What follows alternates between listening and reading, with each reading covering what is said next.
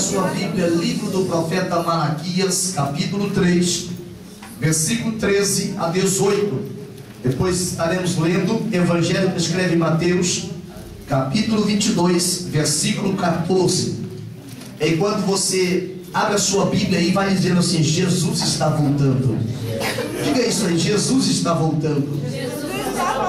Aleluia. Esperança gloriosa. Esta esperança muitas vezes tem sido subtraída no coração de muitas pessoas. E o apóstolo Paulo, eu reitero este texto de vez em quando, capítulo 1 de Coríntios, capítulo 15 da primeira carta de Coríntios, versículo 19.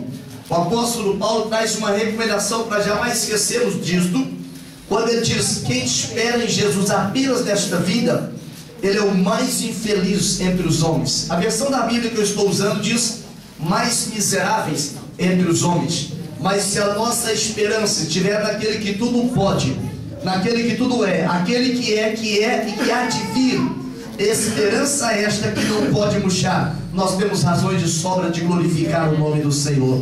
O apóstolo Paulo, quando ele fala aos Romanos, no capítulo 8, versículo de número 18, ele fala: tenho por mim que as perseguições, as provações, as tribulações do tempo presente não é nem para comparar com a glória que em nós há de ser revelada. Paulo não estava falando de outra coisa a não ser a grande redenção através da vinda gloriosa de Jesus. Quem encontrou Malaquias 3 e 13, diga amém. Amém. A expressão bíblica diz assim: as vossas palavras foram duras para mim, diz o Senhor, mas vós dizeis: que temos falado contra ti? Deus continua dizendo: vós dizeis: inútil é servir a Deus. Que nos aproveitou termos cuidado em guardar os seus preceitos e em andar de luto diante do Senhor dos Exércitos? Ora, pois nós reputamos por felizes os soberbos, também os que cometem impiedade prosperam. Sim, eles tentam ao Senhor e escapam. Então os que temiam ao Senhor falavam uns aos outros. O Senhor atentava e ouvia. Havia um memorial escrito diante dele para os que temem ao Senhor e para os que se lembram do seu nome. Se tem crente que lembra do nome de Jesus, diga glória a Deus. Glória a Deus. Eles serão para mim particular tesouro naquele dia que prepararei, diz o Senhor dos Exércitos. Poupá-los-ei como um homem poupa seu filho que o serve. Diga forte: então vereis. Então vereis a diferença entre o justo e o perverso, entre o que serve a Deus e o que não serve. Mateus capítulo 22, versículo 14. Evangelho do grande rei, evangelho escrito por Mateus, evangelho de Jesus Cristo de Nazaré, aquele que ressuscitou no terceiro dia. Mateus capítulo 22, versículo de número 14. Diga comigo: porque muitos são chamados, mas poucos escolhidos. Quem faz parte do grupo de escolhidos, diga glória a Deus. Assenta glorificando o nome de Jesus. Eu quero continuar nesta noite esta palavra de ensino doutrinária que nós começamos já na segunda terça-feira, na terça-feira da semana retrasada. E nós iniciamos dizendo sobre Atos dos Apóstolos, capítulo 1, versículo 11, 1 Pedro, capítulo 4, versículo 7, e nos detemos em Mateus 24 e 27. Nós dissemos que a vinda de Jesus, a segunda vinda, olha para mim aqui nesta noite, ela está dividida em dois momentos. O primeiro momento nós chamamos de arrebatamento da igreja. O segundo momento, a igreja voltará já glorificada, eu estou dizendo, para poder reinar, implantar o reino milenial de Cristo. Prepara o teu coração, prepara a tua agenda, o teu bloco de anotações, porque são doutrinas da palavra do Senhor que não podem fugir do grande, vamos chamar assim, do grande pacote que Deus entrega para aquele que é salvo. Salvação, arrebatamento da igreja é assunto familiar para quem tem um nome escrito no livro da vida. Se aqui tem crente que tem um nome escrito no livro da vida, diga glórias a Deus. Salvação, arrebatamento da igreja é destinado para aqueles que o Pai o amou. Se aqui nesta noite tem crente que o Pai amou, diga glória a Deus. Glória a Deus. Porque este amor, ele é imensurável, este amor, ele é inconcebível pela mente humana, mas perfeitamente concebido pela mente eterna de Deus. Mente esta que o apóstolo Pedro, quando ele fala na primeira carta, no capítulo 1, ele fala que os anjos atentaram para a grandiosidade do plano salvífico, o plano da salvação. O texto de 1 Pedro não está falando que anjo teve vontade de pregar o evangelho, que anjo teve vontade de anunciar as boas novas aqui. Não, o texto não se refere a isto. O texto se refere quando diz que os anjos desejaram perscrutar, examinar. O texto está referindo o que? O plano da salvação é tão glorioso que nenhuma mente brilhante nesta terra poderia planear. O plano da salvação é tão extraordinário, é tão abrangente, ele é tão eterno que nenhum anjo poderia planear. Mas existe um Deus no céu, é aquele que é todo poderoso. Ele planeou nos mínimos detalhes o plano da salvação. Por isso que o apóstolo Paulo, quando ele começa a olhar para a sua miserabilidade, lá no capítulo 2 da carta aos Colossenses, no versículo 14, e ele olha para aquela citação da sua própria vida, ele olha para os preceitos que além dizia que ele estava ferindo, e ele começa a celebrar o nome do Senhor, porque disse que a cédula que havia contra nós, repleta de ordenanças, que de alguma forma nos era contrária, ele cravou lá na cruz do Calvário. Essa expressão da palavra, ela mostra que ele venceu para nos dar a motivação necessária para que pudéssemos vencer também. Quando eu digo de motivação, eu não estou me referindo a só ficar alegre ou ficar empolgado, mas é vencer no momento da luta, é vencer no momento da dificuldade, no momento da tribulação, porque no mundo que nós estamos vivendo, disse Jesus, vocês passariam por aflição. Aleluia. Eu glorifico o nome do Senhor, é porque existe uma promessa para nós. Não é simplesmente passar por aflição, mas quando eu olho para o salmista, pegando a pena sagrada, a caneta sagrada, e escrevendo no Salmo de número 35, o versículo de número 19, ele verbaliza a palavra no seguinte tom, ele diz assim: muitas são as aflições do justo, mas o Senhor, o meu Senhor, o teu Senhor, o nosso Senhor, o livra de todas. Diga para a pessoa que está ao teu lado: não existe prova eterna, não existe luta eterna, mas existe para aquele que crê vida eterna. Jesus disse: eu vim para que você tenha vida, e não é uma vida qualquer, é uma vida com abundância. Quando eu me refiro a Jesus estar voltando, eu disse aqui em outros cultos nesse tema já, que primeiro é uma verdade, fala comigo, é uma verdade, é uma promessa imutável. Nós falamos de muitas promessas vaticinadas por Jesus. Jesus, não obstante a Bíblia ter aproximadamente 8.000 promessas, há 8.000 promessas, entre essas 8.200 promessas necessariamente apontam exclusivamente para Jesus Cristo. E quando eu digo de apontar, eu não estou me referindo a só fazer alusão, é porque Jesus Cristo é o único personagem da história bíblica que ele cumpriu mais de 200 profecias bíblicas. Existe uma probabilidade matemática de eu cumprir algumas profecias bíblicas, e se eu usasse essa probabilidade matemática nesta noite, chamando as pessoas que me conhecem, as pessoas que conhecem a minha história desde o momento do meu nascimento, eu não conseguiria cumprir mais do que 8 profecias bíblicas, mas Jesus cumpriu mais de 200, só para poder garantir para mim e para você aquilo que João revela no capítulo 14, o versículo 3 do Evangelho, que diz: eu vou preparar-vos morada, e quando eu for e preparar morada, eu voltarei para que onde eu estiver, estejai vós também.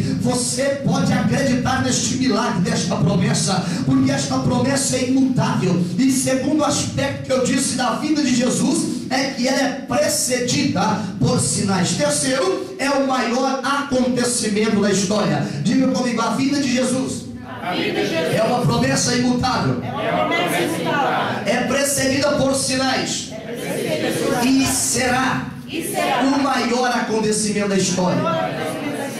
Nenhuma TV de Portugal e nem da Europa veio anunciar aqui no culto de domingo que um homem sai das trevas e vem para a luz. Ninguém veio avisar aqui, ninguém escreveu nos jornais, nos noticiários, mas a Bíblia diz, Colossenses capítulo 1, versículo 13, que Ele nos transportou do império das trevas para o reino do Filho do seu amor. Esta expressão bíblica está mostrando o que? O Jesus que começou o plano na minha vida, começou o plano na tua vida, Ele vai concretizar. Nem que o diabo fica endemoniado, nem que o inferno entra em pavorosa, mas o plano de Deus vai cumprir. A Bíblia diz, primeira epístola de João, no capítulo de número 2 e o versículo de número 8 ou 18, salvo engano: filhinhos, é já a última hora. Esta última hora da igreja, ela é precedida por sinais. Mas o que eu louvo a Deus e quero compartilhar nesta noite é que o arrebatamento, diga comigo, o arrebatamento é um processo seletivo. Pastor, como é isto? A Bíblia diz em Romanos capítulo 2, versículo 11: Deus não faz acepção de pessoas. Selecionar não é fazer acepção de pessoas. Quando nós lemos o texto do início aqui da ministração nesta noite, Mateus capítulo de número 22, versículo 14: muitos são chamados, mas poucos são escolhidos. Esta expressão fala de selecionar, não de discriminar. A seleção bíblica, ela não é preconceituosa. Sabe por quê?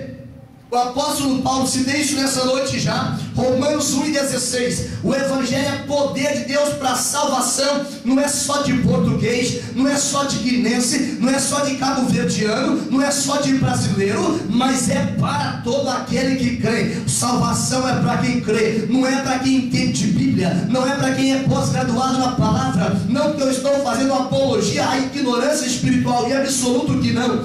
Mas a salvação, o segredo, a exigência é crer. Todo aquele que creu no Filho, deu-lhes o poder de serem feitos filhos de Deus. João capítulo 1, versículo de número 12. Mas quando eu olho para a Bíblia Sagrada e vejo que a salvação, ou melhor, a vinda de Jesus, a volta de Jesus, é um processo seletivo, o que levou a igreja primitiva, nos 100 primeiros anos da história, nos 100 primeiros anos da inauguração, a alcançar todos os rincões do planeta, era a mensagem da ressurreição. Tinha prosélitos espalhados por todos os cantos do império. O que é um prosélito? Um prosélito é um indivíduo que, mesmo estando longe de Jerusalém, mesmo estando afastado do convívio do centro religioso, ele ouviu falar que Jesus liberta, ele ouviu falar que Jesus salva, ele ouviu falar que Jesus batiza com o Espírito Santo. Alguns manda chamar, como é o caso de Cornélio, quando Pedro estava em Jope, mas muitos nem podiam mandar chamar.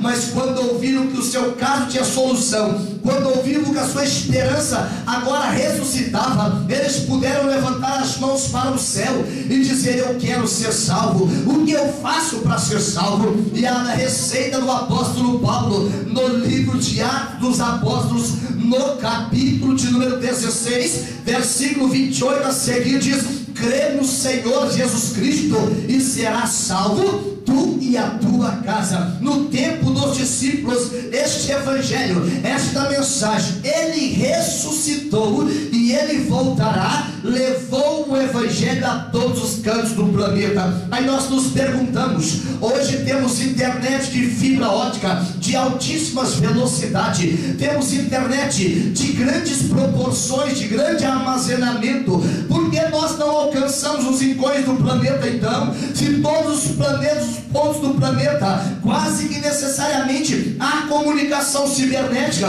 por que não alcançamos? A resposta é bíblica. É porque muitas vezes nós nos detemos em simplesmente cultuar o nosso conhecimento teológico, a nossa bagagem bíblica. Mas Deus, ele quer nesta última hora levantar um exército de anunciadores de boas novas, como diz diz o Salmo 68, versículo 11, que não tem do que se envergonhar, mas que maneja bem a palavra da verdade. Pode falar nós e não nós, mas quando ele abrir a boca, o próprio Espírito que sonda, o próprio Espírito que perscruta, ele vai bradar através da tua boca, e tu serás grandioso evangelista nesta última hora, para a glória do nome de Jesus Cristo. A Bíblia menciona no capítulo 3, salvo engano, do evangelho que escreve Lucas, que a palavra passa pelos sacerdotes, a palavra passa pelo templo e alcançou João lá no deserto. Sabe por que alcançou João lá no deserto? É porque João não estava preocupado em mostrar credencial, João não estava preocupado em mostrar diploma, mas quando perguntaram, fala para nós quem você é, João disse, eu sou a voz que clama no deserto. Voz não precisa provar nada, voz não é preocupada com a etiqueta, voz não é preocupada com a ostentação, mas a voz fala tudo que Deus manda, na hora que Deus manda e enquanto Deus manda. E quando quiser filmar João com Jesus, ele fala, o homem não pode receber coisa nenhuma se do alto não lhe for dado, importa que ele cresça e que eu diminua. Por isso que o processo do evangelismo, segundo diz o apóstolo Paulo no capítulo 6, versículo 8 de Romanos, ele explica, se já morremos, diga comigo, se já morremos com Cristo, cremos que com ele também viveremos.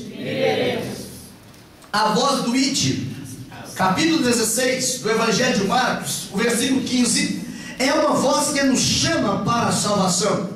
O texto foi transliterado, foi traduzido do texto original para o português, indi, uma ordem, imperativo, não é isso? O português é indi, é imperativo. Mas no texto original, a palavra não é imperativo. Por que a palavra não é imperativo? No texto original dizia assim, tendo ido. É porque o evangelho que eles estavam vivendo não era um evangelho dogmático simplesmente, mas era um evangelho prático. Sabe por que muitas vezes nós nos calamos na hora de pregar o evangelho? É porque muitas coisas do evangelho nós já não acreditamos. Quantos ímpios têm feito crente calar nas faculdades, na escola, e faz até na igreja calarem? É porque o evangelho, ele ficou muito elitizado para nós. Nós queremos escolher o tempero da mensagem, queremos escolher o tempero do culto, mas Jesus está voltando e vai levar uma igreja que acredita no poder da palavra. Palavra esta que o irmão que escreve a carta aos Hebreus, capítulo 4, versículo 12, fala que ela é viva, que ela é eficaz, mais penetrante do que espada alguma de dois gumes, e é apta para discernir os pensamentos e as intenções do coração. É esta palavra que faz com que o evangelho, ele descortina um processo seletivo. E o tom desta palavra que eu quero compartilhar nesta noite é: o reino dos céus é semelhante. Fala comigo, o reino dos céus é semelhante. Quando eu digo que a vinda de Jesus é um processo seletivo, a Bíblia, vez por outra, o próprio mestre Jesus, ele usa expressões: o reino dos céus, assemelhá-lo-ei, Bíblia revista e corrigida. O reino do céu, assemelharei, revista e atualizada. Ele usa as expressões só para poder trazer de uma forma prática, de uma forma cotidiana, dia a dia, que o evangelho, até louco, ele consegue compreender a verdade do evangelho. Nem os loucos erram o caminho do céu. É por isso que alguém vai entrar no céu e aqui na terra ele era louco, mas quando este corpo meu e seu se revestir da incorruptibilidade, o mortal se revestir da imortabilidade, fica glorificando o nome de Jesus. Sabe por quê? É porque já não tem mais enfermidade e poder sobre o nosso corpo. O nosso corpo será transformado, igual o corpo de Jesus. Tem pessoa que queria ser anjo, queria ter 6 asas, 2 asas, 4 asas. O seu corpo vai ser mais bonito que o corpo de anjo, porque será semelhante ao corpo de Jesus. A volta de Jesus, a vinda de Jesus é um processo seletivo. Quando eu digo assemelhar no reino do dos céus é semelhante, eu quero me ater nesta noite a alguns crivos, alguns referenciais, alguns ícones da palavra, que nos faz perceber que o arrebatamento da igreja, a vinda de Jesus, é um processo seletivo. Eu fui tentado neste dia, quando estava meditando esta palavra, preparando esta palavra, a falar sobre o tempo das igrejas, o tempo da igreja de Laodiceia, o tempo da igreja de Éfeso, o tempo de igreja de Filadélfia. Se o Espírito Santo me mandar, na próxima terça eu falo sobre isso. A igreja que existe, ou a duplicidade de igrejas dentro de uma mesma organização, Laodiceia e Filadélfia, a igreja do tempo pós-apostólico, o tempo pós-moderno, são tempos que sinalizam que Jesus está voltando. Mas nesta noite eu quero me deter nesse tópico, que a volta de Jesus é o processo seletivo. Primeiro, porque exige vigilância. Quando nós lemos aqui Malaquias capítulo 3, versículo 18, não é o profeta simplesmente que está dizendo, não é simplesmente uma frase de efeito, não é simplesmente um jargão de pregadores, não. O próprio Deus disse: outra vez vereis a diferença entre o que serve a Deus e o que não serve. Nós não podemos julgar as pessoas por aquilo que vemos daqui, mas o arrebatamento da igreja, por ser um processo seletivo, ele vai julgar com equidade. Por que vai julgar com equidade? Porque para poder subir no arrebatamento da igreja, o Espírito Santo precisa dominar o nosso ser. Para poder subir no arrebatamento da igreja, não é gostar de crente, não é gostar de culto, não é gostar da estrutura da igreja, mas para poder subir no arrebatamento, é necessário ter a vida transformada. No céu só entra crente transformado. No céu não entra crente que cheira o pecado. No céu não entra crente que anda na contramão da doutrina bíblica. Para poder entrar no céu, tem que ser semelhante a Jesus Cristo. Eu não consigo, consegue sim, sabe por quê? É porque Deus nos deu a graça para que nós, se preciso for, até padecer por Ele. É por essa razão que foi lido o texto bíblico nesta leitura oficial, Hebreus capítulo 11, versículo 20 a seguir. Quando Isaac estava próximo a morrer, ele abençoou a sua descendência. Ele olhava para nós aqui pelos olhos da fé e podia compreender a grandeza desta revelação. O escritor aos Hebreus termina o capítulo 11 dizendo: para que eles sem nós não fossem aperfeiçoados. O primeiro quesito que faz a diferença entre os que serão arrebatados e os que não serão é a vigilância. Diga comigo, a vigilância. A vigilância. Diga forte, a vigilância. Eu acho interessante Mateus 24 e 44. O Senhor diz assim, ó: por isso ficai também vós apercebidos, porque a hora em que não cuidais, o Filho do Homem virá. Quando nós olhamos para Mateus capítulo de número 25, todos os crentes conhecem esse texto de cor. Do versículo 1 ao 13, a Bíblia menciona uma parábola. O próprio mestre está ensinando através de parábola. Parábola é uma comparação. Parábola é trazer aquilo que é difícil de compreender para aquilo do dia a dia. Às vezes nós nos esforçamos para inverter. Pegamos o dia a dia e tentamos fazer uma complexidade tremenda. Não, o Evangelho é simples. Por isso que de vez em quando nós citamos alguma referência bíblica. É para que a nossa fé, o ensino que ouvimos, não seja cimentado simplesmente em uma exegese minha, ou num processo de hermenêutica, de interpretação da Bíblia, mas que seja cimentado nas doutrinas da palavra. É porque o Senhor responsabiliza por esta palavra. É esta palavra que produz o efeito. É esta palavra que faz a diferença. É esta palavra que muda a vida do homem. Então, quando eu olho para o capítulo 25 de Mateus, existia, Jesus dizendo na parábola, 5 virgens loucas e 5 prudentes. Quem se atreveria a dizer que tinha diferença entre elas? Não dava para perceber as diferenças, porque elas eram virgens, elas estavam preparando, esperando o noivo, elas tinham lâmpada nas suas mãos, elas tinham azeite, a lâmpada estava acesa. O que faltou nas 5 virgens loucas foi porque elas não tinham azeite suficiente para a lamparina permanecer acesa até a chegada do noivo. Tem pessoas que vêm para a igreja só no pronto-socorro espiritual. Eu só vou no culto de domingo porque com esse gás do domingo eu chego até no sábado. Mas se acontecer um imprevisto no sábado, eu não poder vir no culto no domingo, a lâmpada dele já apagou. É por isso que o salmista fala assim: mais vale um dia na tua casa do que 1000 fora. Ele diz: quando eu entrarei e chegarei e morarei na casa do Senhor. Ele tinha prazer de estar na casa do Senhor, porque na casa do Senhor há ensino, na casa do Senhor há oportunidade de comunhão, na casa do Senhor há renovo do Espírito, na casa do Senhor há quebrantamento, na casa do Senhor há oportunidade de adorar aquele que vive, aquele que reina para todo sempre. Se você veio para adorar, diga glórias a Deus. Glória a Deus.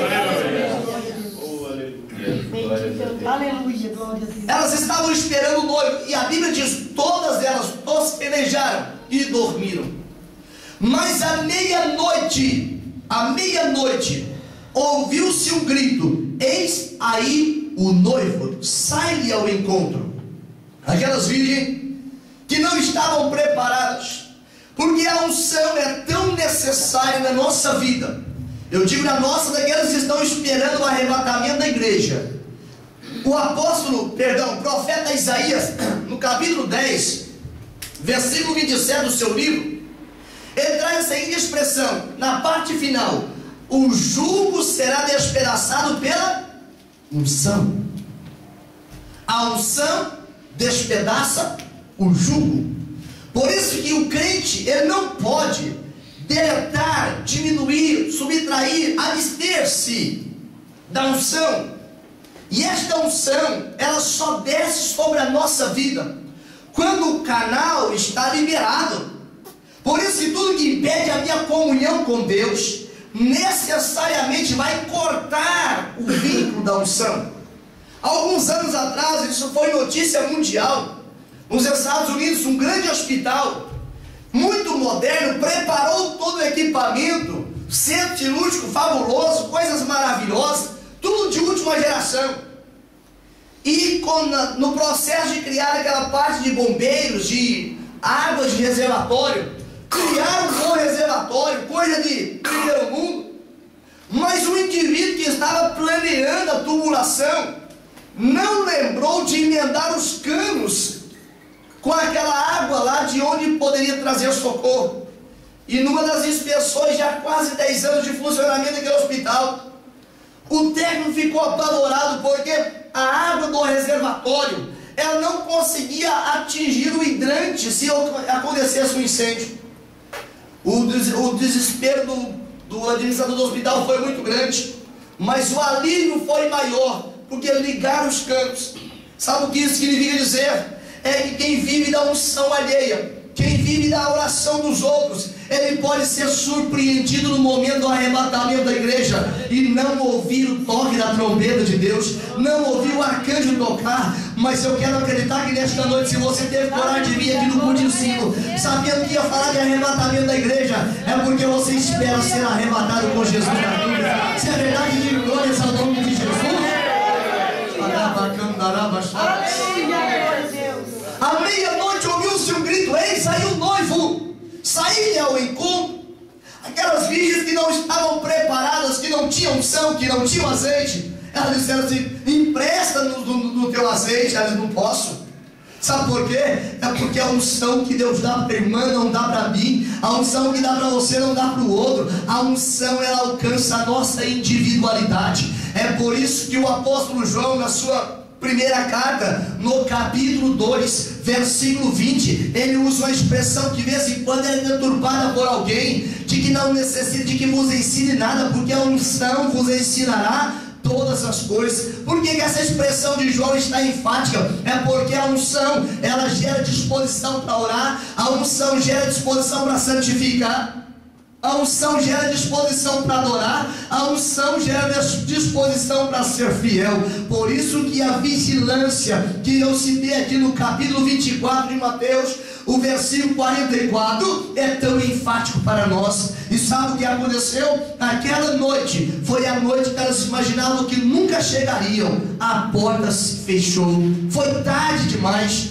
e bateram: ei noivo, nós somos as tuas esperadas, nós estamos aqui aguardando. Ele diz: eu não conheço a voz de vocês. Irmãos, quando eu olho para a Bíblia Sagrada, no capítulo 4, versículo 12 da carta aos Colossenses, ali fala de um irmão chamado Epáfras. Epáfras, o nome dele não estava nas revistas de magazine, o nome Epáfras não estava na notícia, como diz a moçada, não estava bombando na internet, mas o nome Epáfras, quando ele levantava um clamor ao céu, o apóstolo Paulo usou a expressão: ele é combatente por vós nas orações. O nome Epáfras era conhecido no céu, sabe por quê? Porque ele viciava na oração. O teu nome pode não ser lembrado nem por mim ou pelos irmãos da igreja, mas se o teu nome for conhecido no céu, você pode glorificar Deus com alegria, porque Jesus voltará e vai te levar para as mansões celestiais.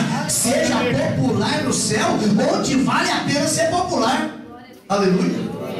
Quem pode glorificar o nome de Jesus? A falta da vigilância faz nós negligenciarmos a unção. Se eu estou precisando de dinheiro, estou precisando de unção. Será que essa frase soa familiar em algum coração? Nós precisamos da unção do Espírito.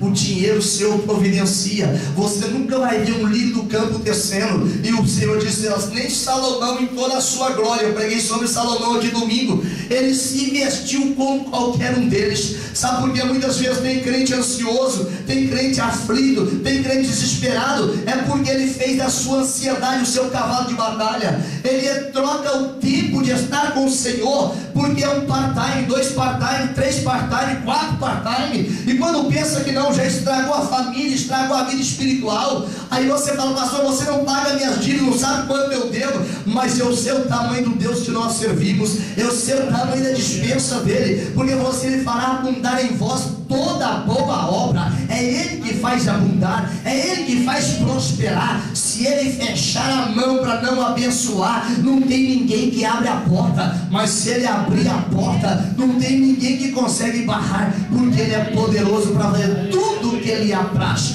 Ele faz a receita: busca em primeiro lugar o reino de Deus, a sua justiça, e todas as demais coisas vos serão acrescentadas. O Senhor, quando fala da vigilância, é porque ele sabia que nós íamos descuidar. Sabe por que muitas vezes Deus tem que mandar algum entrar no porão do navio jogar para o mar e mandar um peixe pegar? É porque de vez em quando Deus tem que balançar a zona de conforto. Ei, acorda aí, ó. A sua vida não é para cá, não, é para lá. Eu citei aqui terça-feira retrasada, salvo engano, Eclesiastes capítulo 3, versículo 11. Deus colocou a eternidade no coração do homem. Deus não me criou, não te criou para viver só 80 anos. O relacionamento do eterno conosco é um relacionamento eterno, é um relacionamento para todo sempre. É por isso que o Espírito Santo foi dado, ele foi entregue, ele foi condicionado a nos ajudar a chegar no céu. Talvez eu possa perder bens materiais, mas o salmista, quando pensou nas perdas, no Salmo de número 51, que o irmão Marcelo leu aqui domingo retrasado, se eu não estiver enganado, ele usou a seguinte expressão: não retires de mim o teu espírito e devolve-me a alegria da salvação. Esta vigilância que Jesus alerta é em todas as áreas da nossa vida. Por isso que eu digo que o arrebatamento da igreja vai demonstrar quem é vigilante e quem não é. Não é ficar vigiando o erro dos outros, não é isso que eu me refiro. Eu falo de vigilância, é falar: Espírito Santo, me sonda, me esquadrinha, vê se tem alguma coisa má aqui, arranca, vê se eu estou fazendo algo mal, me ajuda, me ensina. É esta vigilância, é policiar a nossa vida. O apóstolo Paulo, quando ele fala na primeira carta aos Coríntios, capítulo 11, versículo, parece-me que 28, ele fala: examine o seu companheiro, ver se ele está pecando. Não é isto: examinai a vós mesmo. Essa análise não é baseada no nosso sentimento. Aqui é um segredo. Não é baseado no nosso sentimento. Essa análise é a palavra. Aí eu faço errado, a minha consciência não me acusa. Você não vai ver lugar nenhum na Bíblia, a consciência tendo poder de juízo, para poder julgar uma causa. Mas você vai ver, se a tua consciência não te acusa, teu coração não te acusa, maior é Deus do que o teu coração. Se você vai ver na Bíblia, enganoso é o coração, terrivelmente corrupto, mas é aquele que sonda os corações, ele sabe qual é a intenção do Espírito. Quando eu examino para me poder vigiar, o crivo não é os livros pentecostais. Isso são muito bons, mas não é. São muito maravilhosos, mas não é.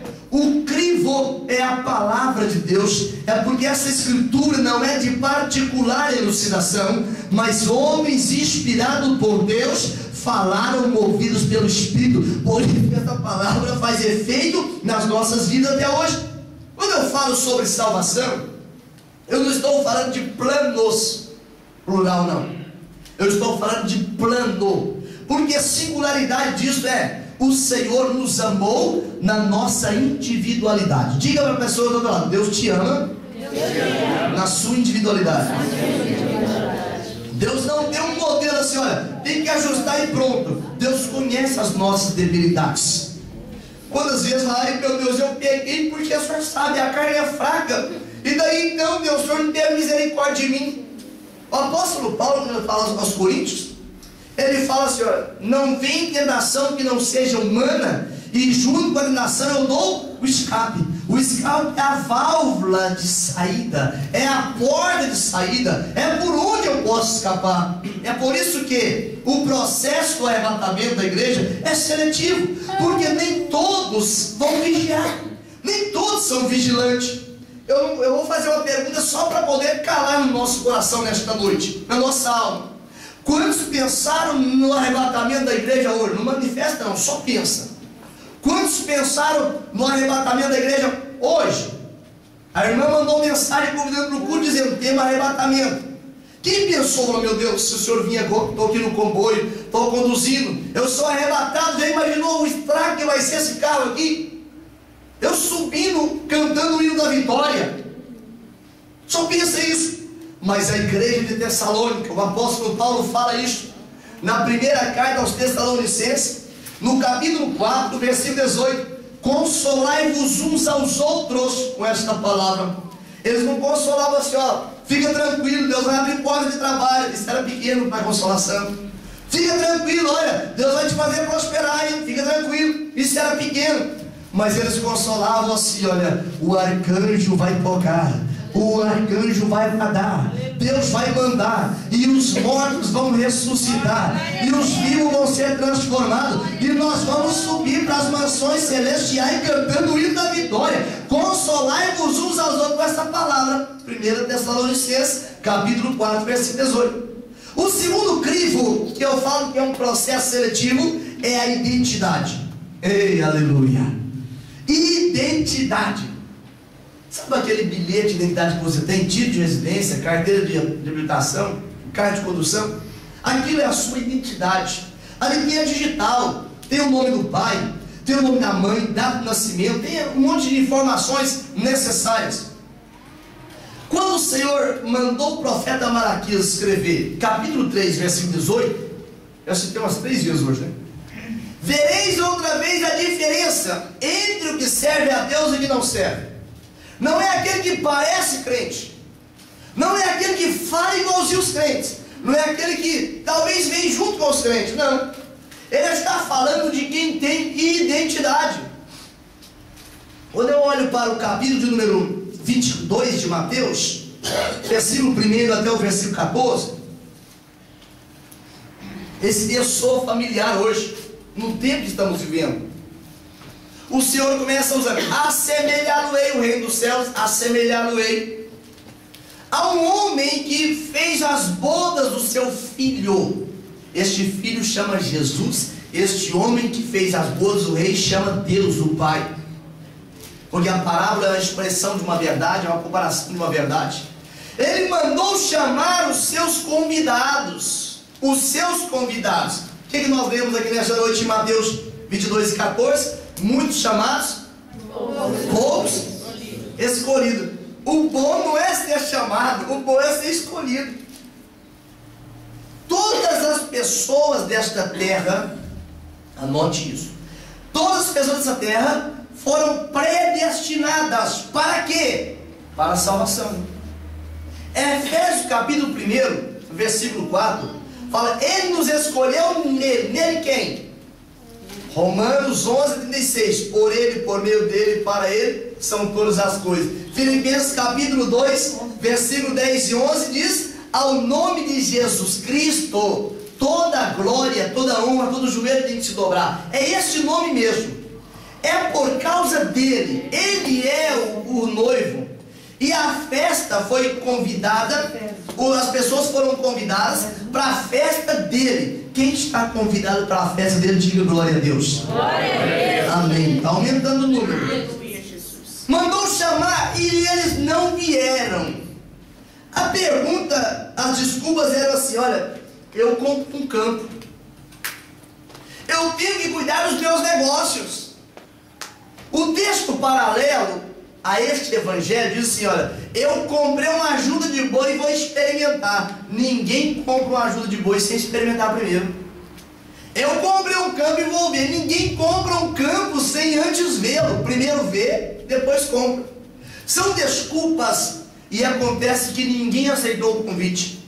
Mas quando Jesus olhou para isso, quando o Pai olhou para isso, ele manda João escrever no capítulo 1, versículo 1, 2, 3, vai seguindo assim. No princípio era o verbo estava com Deus, e o verbo era Deus, e ele se fez carne e habitou entre nós. E João testifica no capítulo 1, versículo 14, nós vimos a sua glória, como a glória do unigênito do Pai. Ele manda aos funcionários, sai, anuncia, Marcos 16 e 15, sai pregando em Portugal, sai pregando no Brasil, sai pregando na Itália, sai pregando na Guiné-Bissau, sai pregando na Romênia, manda encher a casa.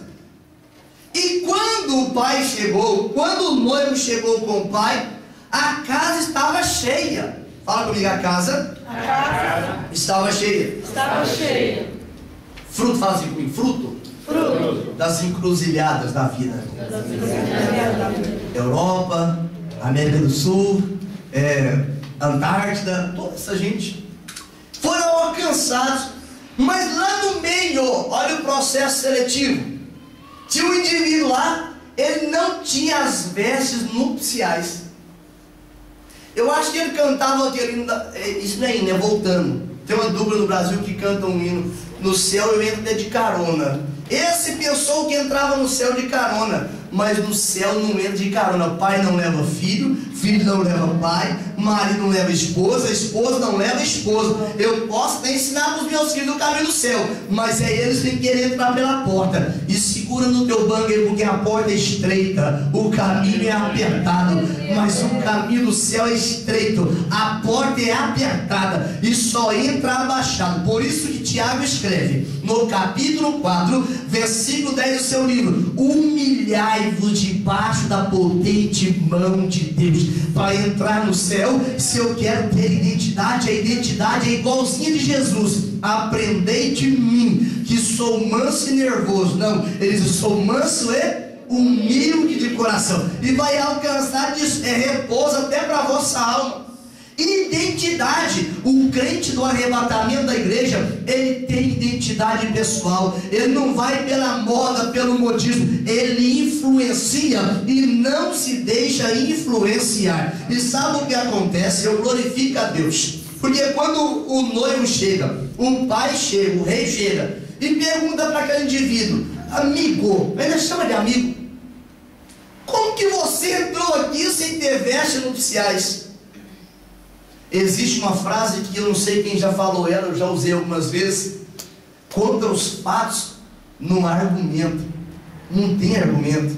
Aquele homem emudeceu. Sabe o que o pai faz? Sabe o que o rei faz? Pega ele, amarra ele e lança lá nas trevas exteriores, o lago de fogo. Sabe por quê? É porque para poder entrar no céu, eu não tenho que parecer com Bob Marley, nem com Marley Bob, e nem tenho que parecer com Tom Cruise e Cruz de Toron. Eu tenho que parecer com Jesus Cristo, falar como Jesus Cristo, pensar como Jesus Cristo, andar como Jesus Cristo, porque a minha identidade não está à venda. O apóstolo Paulo, ele fala: eu morri para o mundo e vivo para Cristo. Eu não sei se eu vivo ou se Cristo vive em mim. Eu sei que o viver que eu agora vivo na fé do Filho de Deus. Gálatas capítulo 2, versículo 20. Essa expressão da palavra, ela mostra que Paulo não estava disposto a vender a sua identidade. Quando eu olho para Mateus capítulo 20, versículo 16, fala: muitos últimos serão os primeiros. Sabe como eu vejo esse texto? Nós estávamos lá no finzinho da fila: Abraão, Isaac, Jacó, Josué, Davi, Salomão, Malaquias. Agora vem todo Israel. Só que Israel rejeitou. Sabe o que Deus fez? É a hora de virar a fila. Os últimos serão os primeiros. Sabe o que Jesus fez? Algo inconcebível na mente de um judeu. Um judeu transformar-se em um gentil era muito ruim, mas não era coisa de outro mundo. Um gentil transformar-se num judeu, seguir lá os 313 ordenanças diárias, isso não era coisa de outro mundo. Agora acontece um indivíduo que ao terceiro dia ressuscita. Ele chega cheio de poder, no alto da cabeça, à planta dos pés, dizendo: eu vou adiante de vocês para Galileia. Fique em Jerusalém até que do alto seja revestido de poder. Eis que eu estou convosco todos os dias, até a consumação do século. Esse indivíduo, chamado Jesus Cristo nosso Senhor, ele se manifesta e fala: eu virei a ordem, vou criar a igreja. Ajunta judeu, ajunta gentil, ajunta bárbaro, ajunta ignorante, e coloca tudo debaixo da cruz, e fala: quem ficar na sombra da cruz pode entrar no céu. Chama a igreja. A igreja é o organismo vivo, onde todas as nossas diferenças, elas têm que alinhar com a cruz de Cristo. Não pode ser mais alto, não pode ser mais baixo. A cruz de Cristo é o limite de aferição de quem vai morar no céu. Se você passou pela cruz, diga glória a Deus. O apóstolo Paulo, na carta aos Romanos capítulo 12, versículo 2, Romanos 12, 2, ele fala: não vos conformeis com este mundo. A versão que eu estou usando diz assim: não vos amoldeis ao padrão deste mundo. Satanás, o Deus desse século, como diz Paulo em Coríntios capítulo 4, versículo 4, ele cegou o entendimento das pessoas para que sobre eles não brilhe a luz do Evangelho. Como as mulheres, pegando pelas mulheres, elas têm sido desafiadas pelo sistema maligno nesses últimos dias. Satanás, ele tem implantado na mente das mulheres uma cultura de que ela tem que ser tudo e todos ao mesmo tempo. E a determinação genética da mulher não consegue acompanhar esse malefício do inferno. Homens que têm tentado mudar o seu sexo, transformando isso que é pecado em uma coisa natural, como se fosse normal, virando e invertendo o uso da natureza, mudando a sua identidade, a identidade que ele foi criado. Deus criou o homem e Deus criou a mulher, e mandou eles fazerem daquilo o plano da sequência mundial, da reprodução mundial, do crivo do crescimento da humanidade. Mas Satanás, ele tem tentado vilipendiar, destruir, obscurecer esses conceitos. Mas a Bíblia ensina que a nossa identidade não está à venda. Quando eu olho para 1 João capítulo 2, versículo 6, João traz a recomendação: quer entrar no céu, ou parafraseando o texto, anda como ele andou. Quer entrar na Nova Jerusalém, anda como ele andou. Quer ser santo, anda como ele andou. Quer ser salvo, anda como ele andou. Quer entrar no céu, anda como ele andou. Quer ser arrebatado, anda como ele andou. O primeiro crivo, então, fala comigo: a vigilância. Segundo, identidade. Tem vestes nupciais aí? Tem vestes nupciais aí? Então não venda, não empreste, não perca a sua identidade. Quantos homens que já foram homens de Deus, passado. Ser homem de Deus para eles já é passado, e não estão mais na ativa. Pode estar trabalhando, pregando, fazendo um monte de coisa. Quando eu digo na ativa, é que Deus pode contar com eles. É voz que clama no deserto, é brecha, homem que tampa brecha. É aquilo que Ezequiel profetiza. Deus fala assim: onde tem um intercessor? E ele fala: eis-me aqui, conta com a minha intercessão. Esses homens venderam a sua identidade. Mas se nesta noite estamos repletos de pessoas que têm identidade espiritual de Deus, você segura essa identidade, porque os dias vão de mal a pior. A situação vai ficar quase insustentável. Só não vai ser pior de tudo, é porque enquanto a igreja estiver aqui, a igreja é referência, a igreja faz a diferença, a igreja tempera, a igreja é sal da terra e luz do mundo. Por isso que não deixe Satanás obscurecer essa luz e nem pisar este sal. Mas esse sal precisa temperar. Sal aí? Tem sal aí? Aleluia. Terceiro requisito, ou terceiro crivo, é a santidade.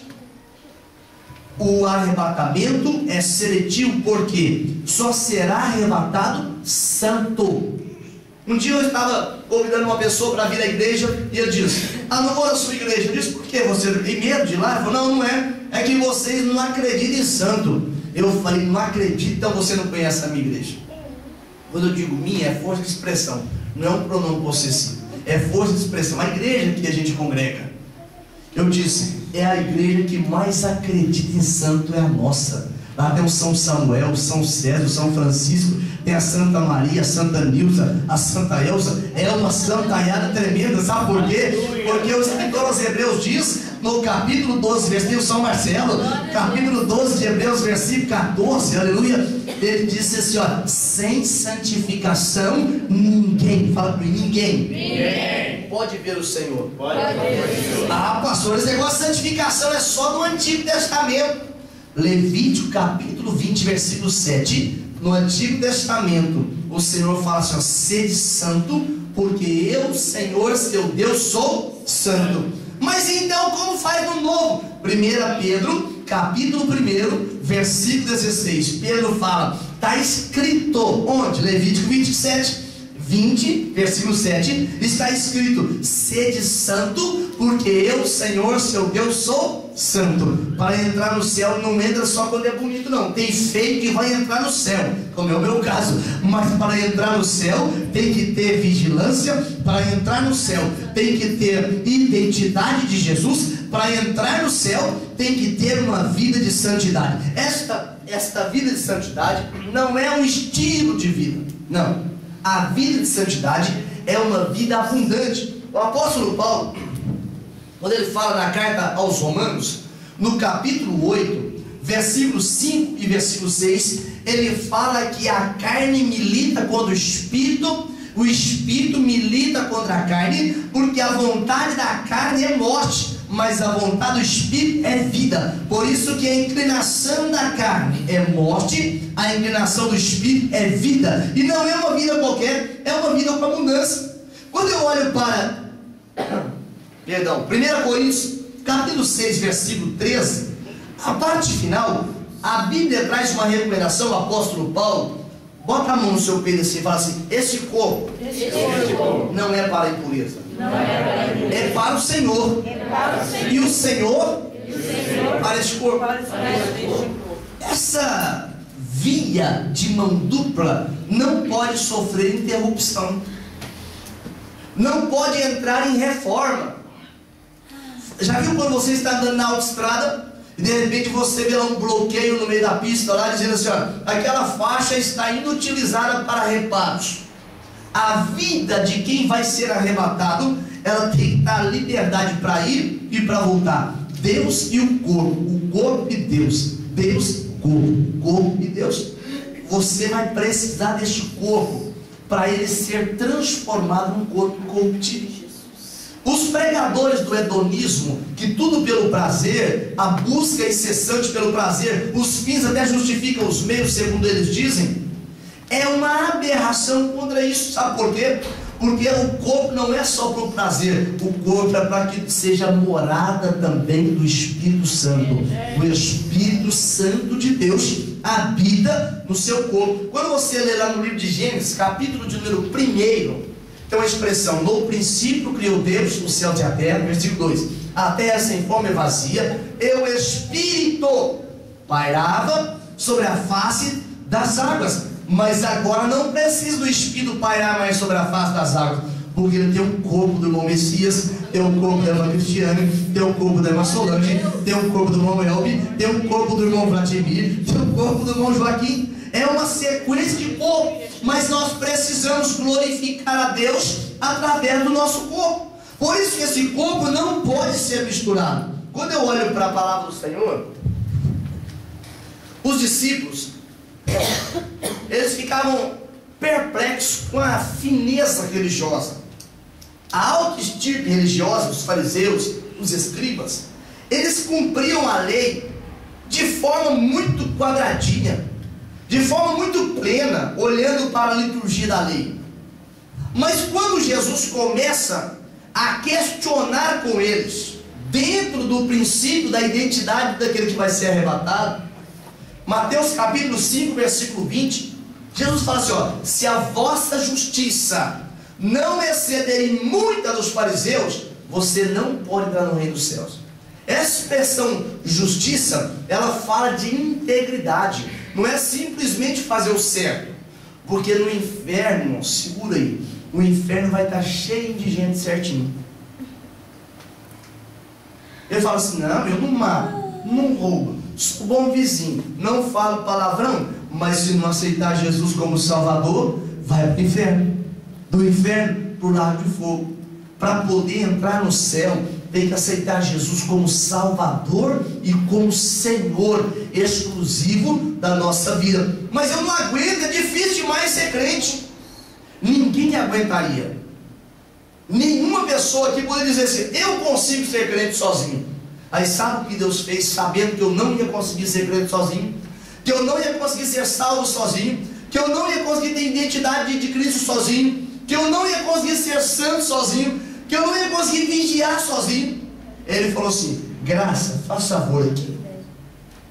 Ele nos deu da sua graça. Efésios capítulo 2, versículo 8, ele fala: pela graça sois salvo mediante a fé, e isso não vem de vós, é o que?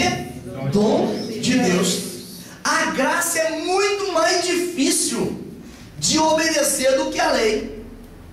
Eu estava lendo uma matéria de um ensinador, um escritor, não sei se é ensinador, se é só escritor, e ele disse que a graça é muito difícil, tem 1000 e tantas ordenanças, enquanto que a lei tem 313 aproximadamente.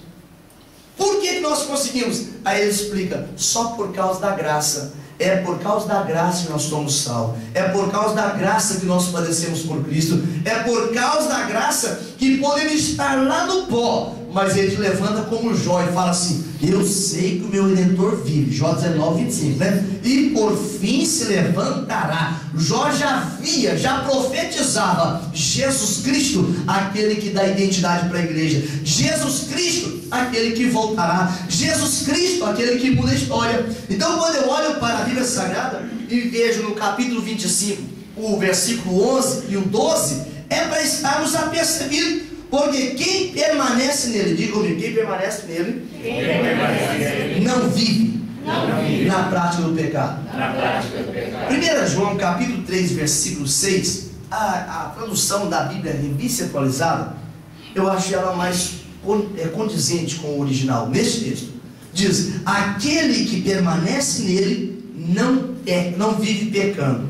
Isso fala de prática. Nós pecamos todos os dias. O próprio apóstolo diz: quem sabe fazer o bem e não faz, já pecou. Nisso já peca. Eu não estou falando desse tipo de pecado, eu estou falando da prática do pecado. Quem vive na prática do pecado, ele não pode andar como Jesus andou, ele não pode vigiar para o arrebatamento da igreja, ele não pode ser santo, ele não pode ter identidade de cidadão do céu, porque ele vive na prática do pecado. Aí a pessoa pega a seguinte expressão: ah, pastor, mas o que diz lá em 1 Coríntios 6, 12? todas as coisas me são lícitas. Ele termina por aqui. Lê o resto do versículo.